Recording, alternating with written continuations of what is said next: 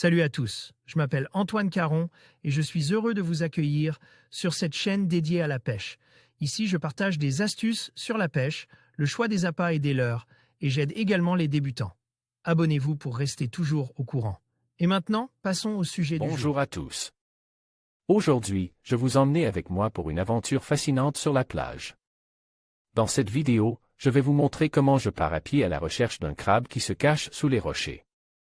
Vous verrez comment j'explore les recoins de cette magnifique côte, en observant la faune et la flore qui m'entourent. Restez avec moi pour découvrir les astuces que j'utilise pour dénicher ces petites créatures marines et apprécier la beauté de la nature. C'est parti! Écoutez cet article l'étrille. Un crabe solide et fragile à la fois. L'étrille se reconnaît très facilement à ses yeux rouges et c'est la reine de la nage. Les étriers doivent affronter des conditions extrêmes, la houle et l'immersion totale à marée haute, le réchauffement de l'eau ou le soleil desséchant à marée basse. Malgré son armure solide, l'étrille n'a pas d'autre parade que de se cacher sous les rochers pour échapper aux prédateurs. Certains pêcheurs, friands de ce petit crabe à la chair goûteuse, le savent très bien, mais sans même s'en apercevoir, ils peuvent avoir un impact sur cet écosystème fragile. La taille légale de capture est de 6,5 cm, en dessous, il faut les remettre à l'eau. La taille minimale de capture, c'est la taille à partir de laquelle on estime que l'étrille aura eu le temps de se reproduire au moins une fois avant de finir à la casserole.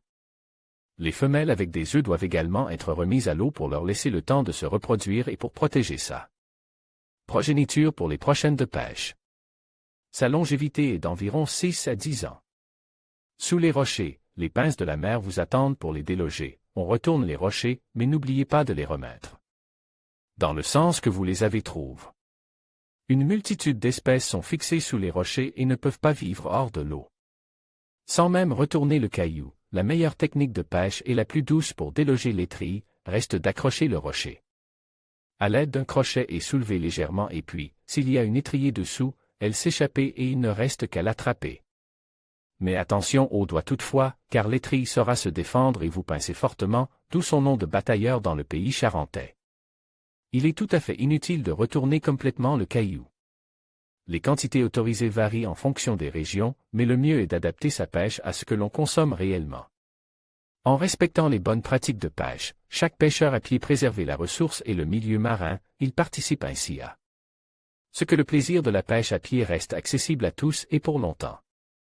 La réglementation et les alertes sanitaires varient d'un site à l'autre, n'oubliez pas de vous renseigner auprès des services maritimes avant d'aller pêcher.